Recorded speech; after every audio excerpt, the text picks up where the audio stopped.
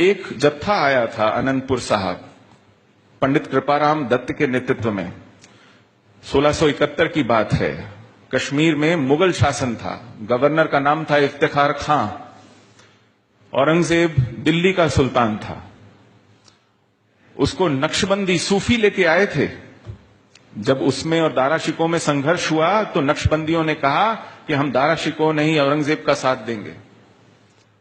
वो सूफी औरंगजेब को सुल्तान बना के पूछते हैं कि अब इस देश में आप इस्लाम कैसे और कब लाओगे। तो औरंगजेब ने कहा कहिए क्या करना है। तो उन्होंने कहा कश्मीर से शुरू कीजिए।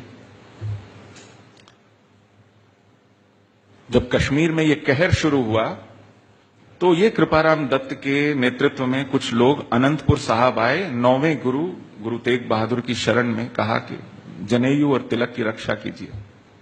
मैं पूछा क्या हुआ। उन्होंने कहा कि देखिए गवर्नर इफ्तिखार खां है, मुगल बादशाह का गवर्नर है, सूबेदार है, वो कहता है कि तो मुसलमान बन जाओ। 3 ऑप्शंस देता है वो, रिलिव, गिलिव या सेलिव। रिलिव कश्मीरी में शब्द है रल जाना, एसिमिलेट हो जाना, यानी धर्मांतरण कर लीजिए। गलिव यानी गल जाना, यानी मर जाना, मर जाइए। सेलिव यानी चले जाना, भाग जाना, यानी जान बचाइए और भागिए। ये 3 ऑप्शन है, क्या करें। तो उन्होंने कहा कि आप उनसे कहिए कि आप एक एक लोगों का धर्मांतरण करके क्या अचीव करेंगे। हमारे गुरु हैं, उनके पास जाइए, वो अगर इस्लाम कबूल कर लेते हैं हम सब इस्लाम कबूल कर लेंगे। तो गुरु तेग बहादुर के पास जाते हैं, गुरु तेग बहादुर मना कर देते हैं। उनको बार बार मनाया जाता है, यातना दी जाती है।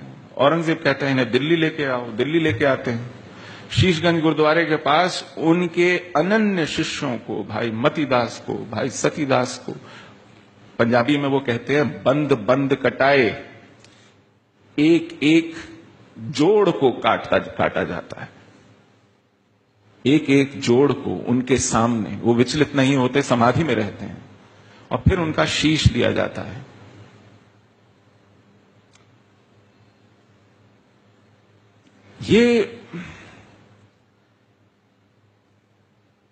ये उनका इतिहास में ऐसा बलिदान है जो कम से कम हम कश्मीरी नहीं भूलेंगे।